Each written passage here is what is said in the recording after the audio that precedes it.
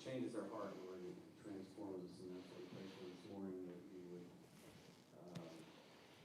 would change us, Lord, more like you, teach us about you, about how we should honor you and live an abundant life, glorifying your name, Father. I pray for Lucas, that you empower him and lead him by your Spirit, Lord. We just praise you and glorify you for all you've done for us. In Jesus' name. Amen. Thank you, Matthew. Well, you kids can head on to your respective locations. Should be fun today. It's good to see you guys again. Here, I'm going to scoot some things back, I believe. By the way, this is Matthew's first official day as our part-time leader. So thank you, Matt, for being here. Sure is good to worship together. So I want to tell you a little bit about what's been going on in my life, and I bet you can relate. So we got a call a few weeks ago, maybe a month ago now, I can't quite put it together, but it's been a little while, that we were supposed to keep my daughter home from school because her class had a few people that had COVID, So we kept her home, and then the next morning she had a headache, and we thought, that might be a symptom, not sure. So we went and got her tested, and sure enough, she tested positive. So she had COVID, and so then she and I went into lockdown, and her mom and my son went to my sister-in-law's house, and we were apart for 2 weeks. So we sort of split our family down the middle, and I was Eileen's sole caretaker, and we did okay. She didn't have any more symptoms, and it really was an interesting time because we were just together. And so after about a week, Eileen and I went up and we stayed in an RV, a borrowed RV in our backyard, so that Krista and my son could come back home. And so we've had a really interesting month. I mean, sort of like camping, sort of like, I don't know, just very, very interesting. So anyway, all that to say, I am really glad to be with you guys. It's really good to be back. The day that I walked down to the house finally, at the end of this period of time that I was supposed to stay away from the family, it was like a reunion. It was amazing. My son, who is 3, Actually, this happened both when I came to the house and when Eiley came to the house. He had been told so many times, you got to stay away from Daddy. You got to stay away from Eiley. He kind of did like this. Like, what am I supposed to do? And then it was a big hug and, reunion. So it's a reminder of how much we rely on our loved ones, right? When we're apart for a little while and then we get back together. So anyway, just happy to be with you. I know that we've all had our own stories. We've had some COVID among us, but boy, I'm glad to see you guys. In fact, I'm thinking that there is a growing sense of health among us, so I'm excited about that. Well, I want to talk today about Christmas according to the prophets. Now, it's December 6th, and it doesn't feel like it should be December 6th. It is December 6th, right? Yeah. It doesn't feel like it should be December 6th because we've missed so many months. We were doing something about returnal rewards, and then a big block from my memory is taken away, and we didn't do any Sundays for a while. And so it's, when I realized, oh my goodness, we're in December. That means we probably ought to be thinking about the holidays. And so here we are thinking about the holidays. And as you probably can imagine, pastors and preacher types every year are faced with trying to be creative with what to do with yet another Christmas series, because we do this basically every year. And everybody kind of has the Christmas story memorized, and so we probably could sort of quote the things that happened, and so it's a difficulty of like, how do we keep it fresh? How do we do something unique and interesting? And so what I was thinking this year would be interesting is to take a look at what the Old Testament has to say about the coming of the Messiah, which is basically Christmas. So they had a really different concept of what it would mean when the Christ actually appeared, when he actually came. They had this incredibly interesting kind of mental image, and I think it's worth us exploring that a little bit because their mental image is really different than what our mental image is today, because we are coming at it knowing what Luke says about the Christmas story, knowing what Matthew says about the Christmas story, but do you know what Zechariah said about the coming of the Christ? And so let me see if this thing works. Oh, I may not be able to. Is this working? Is there? Oh. Yeah, why don't you, I don't know, let's try it. Okay, so here's the verses we're going to look at today, and I want to tell you a little bit about who Zechariah was and what he was trying to do. And to do that, we have to kind of know a little bit about, this isn't a history lesson, but we do have to know a little bit about the history of Zechariah so we can understand the mindset of the people at the time. So, as you probably know, the children of Israel, the Hebrews, lived in Israel. They lived in a land of their own. And over the many years that they were there were times when they were very faithful to God, but there are times when they really were not faithful to God, and they wandered from obedience to God. And in those times, God would discipline them in certain ways.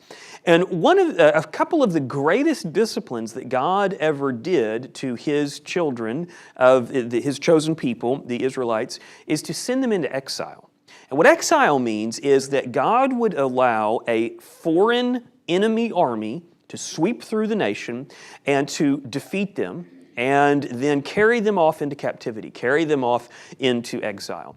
And so probably the best known exile in the Old Testament is the exile of Judah. There's a couple, because the northern kingdom goes into exile because they were unfaithful about 200 years before this. But for the story of the Bible, the Old Testament follows through the southern tribes of Judah and a couple other tribes. And these tribes were faithful to God a little bit longer than the northern tribes. And so they got a few extra centuries to live in the land. But eventually, they were unfaithful, and God removed them from the land of Israel and took them to Babylon. And Babylon was an empire at the time.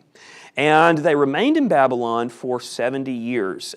Babylon during that time was actually conquered by another empire, and one of the kings of that empire, it's called the Persian Empire, one of the kings of that empire allowed, after 70 years, the Israelites to go home.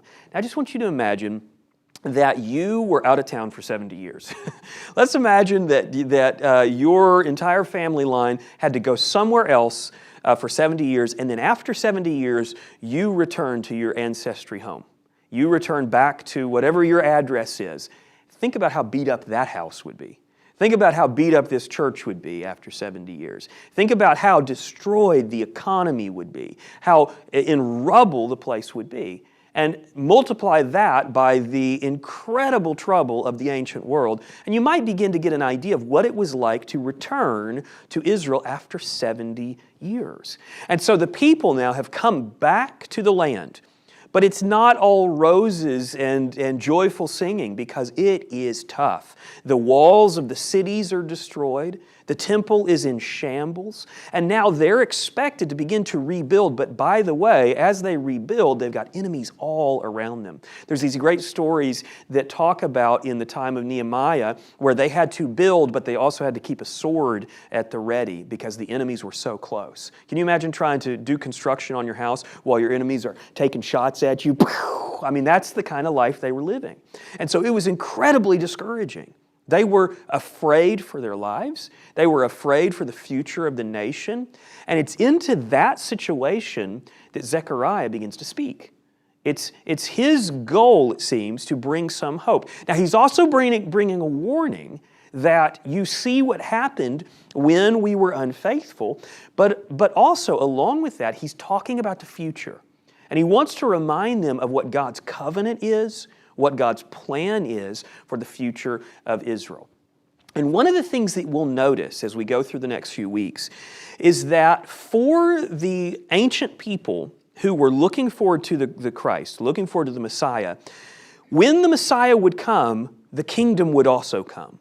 Those were sort of one and the same. They didn't think of it like we think of it. We think of it like the Messiah came and then the kingdom is going to come later. That's not how they thought of it. The way that they see what we're going to be looking at is that when the Messiah comes, He's the King of the world. And so with the Messiah, then this amazing new world regime would begin where Israel is at the top of the heap finally. And you can imagine how attractive that would be to those who were in this situation. So, I can't tell if this is work. Are you doing it or am I doing it? Okay, you're doing it. Okay. So we're going to look first at Zechariah 2, verse 10 through 12. So let's take a look at that. Notice what he says. Daughter of Zion. Zion is a name used for Israel sometimes. Daughter of Zion, shout for joy and be glad. Now this probably comes as like seriously? I mean, have you seen the situation we're in? Anybody tell you to be glad lately about the situation we're in, which is not nearly as bad as the situation the Israelites are in, but it's kind of hard to get real glad about what we're going through right now. But this is what Zechariah is saying. Be glad, shout for joy, for I am coming to dwell among you. And I think what we see in this is that when we face trouble, and all of us face trouble at various times, one of the purposes of that trouble, or one of the reminders in that trouble, is to look forward, to look at what is coming. So he says, for I am coming to dwell among you. So for the ancient mindset, it was always like God is kind of removed. He's kind of out there somewhere, and we're down here, but God's saying, I'm going to come and dwell among you. This is the Lord's declaration. Many nations will join themselves to the Lord on that day. So you notice he's saying that day, sort of a future day. So he's talking about many nations. Now, for the life of Israel, anytime they're talking about many nations, they're talking about enemies, right? I mean, if you bring up many nations to an Israelite in that time, they're thinking, okay, those are the ones that are going to march in, they're going to drag us off, they're going to kill our children and, do terrible things. But notice what he says here. He says, many nations will join themselves to the Lord on that day and become my people. Well, now this is new. So no longer in the future, and the future to them, no longer will it be that Israel is the only chosen people of the Lord, but there's going to be many nations that are the people of the Lord. And he says, I will dwell among you, and you will know that the Lord of armies has sent me to you. Now, I want to just make a mention here of something that I think of as kind of a procedural thing. So when we're going through the Old Testament and we're trying to determine, is this talking about the future? Is it talking about the coming kingdom, or is it talking about something that has happened in our past? Then there is a pretty simple thing that we can ask. And so let me just kind of illustrate this. Okay, so Zechariah was probably preaching in the 500 to 600s BC, somewhere in there, right? And a lot has happened between then and 2020. right? We're in 2020. Sorry to say we're still in 2020. Soon we'll be out of it, but we're still in 2020. So a lot has happened since Zechariah and us. And it'd be really easy to read Zechariah's words and think, well, he's talking about something future to him, but it's probably already happened, right? It's probably already happened, and so therefore it'd be in our past. So you see what I'm saying? It's something that would happen between us. And so the question, when we come to verses like this, we need to ask is, has this ever happened in history? So that does require us to know a little bit about history. So let's just kind of run this verse through that and see what we can find. Many nations will join themselves to the Lord on that day and become my people.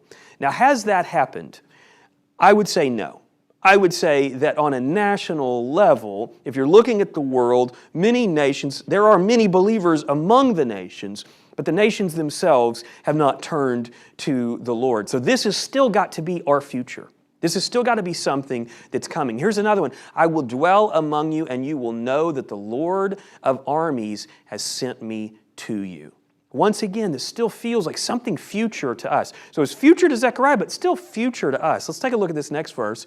The Lord will take possession of Judah as his portion in the Holy Land, and he will once again choose Jerusalem. Now, for many, many years, this was not even a possibility, because Judah, the descendants, the Jews basically, were not even in the land. They had been removed for many, many years, because after the verses we're talking about, the Jews went into exile once again. So once again, we look at this and we say, well, this has got to be something in the future. This has got to be something that we are still looking forward to. And notice what it says, the Lord will take possession of Judah. And so there will be a special relationship between the Lord and His people, and they will be His portion in the Holy Land. So that means that we're talking about a time where God has a special relationship with His people, and they will be living in the land of Israel once again. Now, there's many out there, you might have come in contact with this, there's many out there, believers who have gotten a little confused about God's plan, or maybe gotten a lot confused, and have come to think that God has abandoned the Jewish people, have just, thrown them out and said, I'm replacing you guys with the church. But we find verses like this where it talks about this future kingdom, this future era where God will still have a special place, a special relationship with His people. And notice also that they're still tied to the land. They're still connected to the land of Israel. So to me, that's a really amazing thing. So that's kind of the beginning of what Zechariah, I'm going to put this down. That's kind of the beginning of what Zechariah is talking about. But let's take a look at what he says in chapter 8, starting in verse 3. Let's explore that a little bit. The Lord says this, I will return to Zion and live in Jerusalem. Now just imagine this. If you are a person from that area, imagine that somebody prophesied that I will return to the United States and live in Shreveport.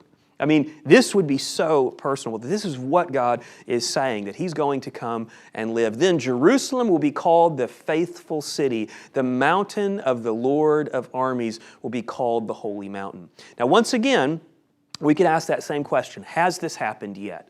I would say no. I wouldn't say that Jerusalem could be considered a holy city. It's a city that is, like any modern city, still struggles with unfaithfulness. And it'd be hard to say that God is dwelling in Jerusalem in the way that the verse is talking about. Let's see what he says next. The Lord of armies says this, old men and women will again sit along the streets of Jerusalem, each with a staff in hand because of advanced age. Basically what he's saying is there will be peace. It'll be a time when you can grow old in this land. Let's look at the next verse. The streets of the city will be filled with boys and girls playing in them. Now, for many years at their time, the city had been stripped of young people because all of the young, talented people went off to Babylon, and most of the older people who couldn't survive the war, they were decimated. And so the population was very much narrowed. But he's saying that you will thrive again. You will have an amazing kind of freedom. Let's see what he says next. The Lord of armies says this, though it may seem impossible to the remnant of this people in those days, should it also seem impossible to me? I really like that. You ever face a situation that seems impossible? I think we could kind of repeat this to ourselves. Like God is saying, I know it seems impossible to you, but why should it be impossible to me? And when you ask that question, it's like, well, yeah, of course. This situation doesn't have to be impossible to the Lord, even though it seems that way to me. Every once in a while, I kind of get myself in that mindset where I'm thinking, man, I don't know what we're going to do. I don't know how we're going to get out of this situation we're in with this sickness we have currently, or financial situation. And I like this verse for that point, that God can say, I know it seems impossible to you, but why should it be impossible to me? It's really beautiful. The Lord of armies says this, I will save my people from the land of the east and the land of the west. I will bring them back to live in Jerusalem. They will be my people, and I will be their faithful and righteous God. Notice the next verse. The Lord of armies says this, peoples will yet come, the residents of many cities. Now what's interesting to me about this is people have already come back to Israel at the time he's writing this. So it seems like he's still talking about a future exile. And what we know about history is that the Israelites were faithful for a time, but then again were removed from the land. And that happened after Christ came. And so he's sort of looking into the distant future now and saying there will be a regathering where the people will come back to the land. Now, as you probably know, there have been Jews that are moving back to the land of Israel for over a half century now. But there's still Jews dispersed all over the world. And so I think we're still looking at something in the future here, this time where he will regather and have this special relationship with his people. Let's see what the next verse says. The residents of one city, now this is where it begins to get really interesting to me. The residents of one city will go to another saying, let's go at once to plead for the Lord's favor and seek the Lord of armies. I am also going. Now this is what's interesting to me, is he's talking about this future period. Okay, this time where the Messiah, the King of the world, the Christ, will rule from Jerusalem. And we get to begin to see the attitude of people in other nations at this future time. And so just notice what he says. He says that they're going from place to place saying, let's go up to Jerusalem. Let's go and seek the Lord's favor. Now, once again, I'd ask you, when has it ever been true that there are people of all nations that are doing this, that are saying, hey, we want to go to Jerusalem and seek the Lord's favor? Because in this time, the Lord is saying He's going to be in the city of Jerusalem.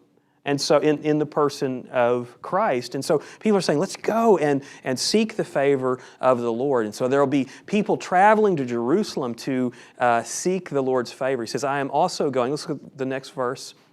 Many peoples and strong nations will come to seek the Lord of armies in Jerusalem and to plead for the Lord's favor. I love that verse because it talks about not just individuals, but even other nations themselves, emissaries, ambassadors, even rulers of other nations will come from other places in the world, and they'll come to Jerusalem to seek the Lord's favor.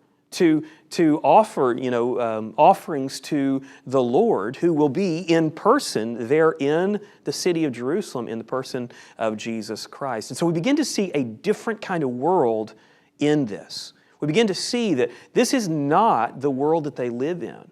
The world they live in is a hostile world where other nations are enemies. But he's helping them to see that when the Christ comes, when the Messiah comes, He will bring this time where the world is underneath His rule and His dominion. And so that is very different than the situation they live in. Let's look at one more passage. And it is, let's see, Zechariah 9. Oh, I'm jumping ahead. Sorry. The Lord of armies says this, in those days, 10 men from nations of every language will grab the robe of a Jewish man tightly, urging. Now, let's pause right there. In our era even, in their era and even in our era, if 10 men are grabbing the robe of a Jewish man, what are they probably doing? They're probably going to persecute him. They're probably going to hurt him. They're probably going to do awful things. I mean, all through history, we've seen the persecution of the Jews, but notice the difference of this future world that he's talking about, this future world that the Christ will usher in. So it says, in those days, 10 men from the nations of every language. So talking about people from every country in the world will grab the robe of a Jewish man tightly, urging, "Let us go with you, for we have heard that God is with you." What a different world we're talking about. I mean, no longer will the Jews be persecuted, but instead, no matter where they go in the world, people will surround them and say, "Help us to understand God. We want to learn about your homeland. Will you take us with you? We've heard that God is with you." What a different world that he's describing. It's a world that Zechariah had never seen except in visions. It's a world that the people of that time had never seen and probably could hardly imagine. And it's a world that we still have not seen even today. And so this has got to be in our future. A future where this kingdom is worldwide. This kingdom that comes with the Christ. Okay, let's look at our last passage. No, not our last passage. Zechariah 9. I feel so out of sorts without my little clicker thing. I take comfort in technology, so I feel sort of open here. "Rejoice greatly, daughter Zion. Shout in triumph." And by the way, they weren't feeling triumph at this time, so this is sort of an irony. "Shout in triumph, daughter Jerusalem. Look, your king is coming to you. He is righteous and victorious, humble, and riding on a donkey, on a colt, the foal of a donkey." Now, when you read that, you can hardly, if you're familiar with the New Testament, you can hardly not think of the scene that he is prophesying, right? I mean, you remember Jesus during the triumphal entry coming into the city, and we have a different idea of what that triumphal entry would look like. But I want you to push all that aside for a second and get into the mindset of the people that Zechariah is writing to. What they would hear in this is a military-style triumphal entry. And what they would do is they'd read through this and they might say, "I wonder why he's on a donkey." But the rest is big, victorious kind of stuff. I don't know why he's on a donkey. It's kind of a strange thing. But the rest of it is like a military sort of, rule the world kind of thing. And so they would look at this as the coming of the Christ. And what I want you to notice is that when the prophets talked about the coming of the Messiah, they almost always also talk about the worldwide kingdom. They didn't see, for whatever reason, that would come at a later era. So when they talk about the Messiah, they'll also talk about the kingdom. So let's just kind of look at this in that context. "Daughter Zion, shout in triumph. Daughter Jerusalem, look, your king is coming to you. He is righteous and victorious, humble and riding on a donkey, on the colt, the foal of a donkey. I will cut off the chariots from Ephraim." These are their enemies, right? "I will cut off the chariots from Ephraim and the horse from Jerusalem. The bow of war will be removed, and he will proclaim." But Jerusalem has never seen peace since its inception. It has been a city that is always contested. And notice what he's saying is when this king comes, there is going to be an era finally where you can put the bow away, the bow and arrow away. War is going to be done. He's going to declare peace. Now think about this for a second. We were just talking about the triumphal entry, Jesus on the donkey, and now in the next sentence, he's talking about something that is going to take place thousands of years later. But in the prophecy, they're smack dab together. So the people of the time wouldn't recognize necessarily that he's going to come on that donkey in a humble way, and then his coming in big righteous victory of a worldwide dominion is going to come at a later time because they're talked about so much together. So "I will cut off the chariots of Ephraim, and I'll put the horse from Jerusalem. The bow of war will be removed, and we will proclaim peace." He will proclaim peace to the nations. "His dominion will extend from sea to sea, from the Euphrates River to the ends of the earth." Now that's yet again a reminder that we are talking about something that has not happened yet.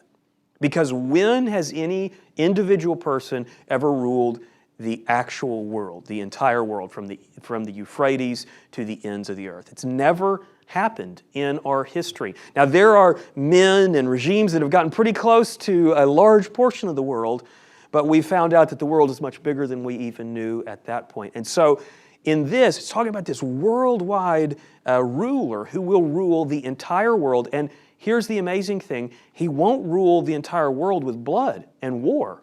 He'll rule it with peace. So this is the vision that these people would be thinking about when they're thinking about the coming of the Messiah.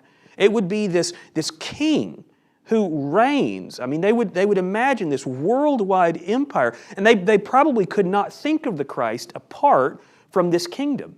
The Christ is the king. It's why when we see in the first chapter of John, when Nathanael meets Jesus, what does he call him? He says, "You're the Son of God, the King of Israel." Because the Christ, or the Messiah, was the one who's going to be the king of Israel, and then Israel would be the center, the epicenter of a worldwide dominion. So this is their great Christmas present. This is what they're expecting God to bring to earth. This is what was in store for them, and that was what they expected. Now let's look at this last passage in Zechariah 14, to me, incredibly interesting. It will be a unique day known only to the Lord. Now that's interesting to me because we see that in the New Testament, that Christ came, but then He says that His return, where the rest of the plan will begin, His return is unknown. It's unknown to us. We don't know the day or the hour, and even Zechariah was talking about that. It will be a unique day known only to the Lord, without a day or night, but there will be light at evening. Okay, so this is a very different kind of world. A world where there's light at evening. Let's look at the next verse. On that day, living waters will flow out from Jerusalem, half of it toward the eastern sea, and the other half toward the western sea, in summer and winter alike. Now, just a practical note on the desert that is Judea. I don't know if you've ever traveled to Israel. I'm looking forward to someday. I want to go to Israel. But from what I understand, the area where Jerusalem is very dry. And boy, they'd love to have a river flowing out of Jerusalem. So this is talking about a day, someday, where there will be water that is filling the desert. And you can imagine how that would change the situation that they're in. Let's look at the next verse. On that day, the Lord will become king over the whole earth. Wow. King over the whole earth. Now, I want to just ask you, would you automatically expect the king that's going to be king over the whole earth to be laid in a feeding trough when He's born? I mean, imagine the contrast that Christmas is. We are so used to the Christmas story. It's so easy to forget what their mental image would have been. It would be unthinkable to say, okay, we're going to take the king of the world and we're going to put Him where the cows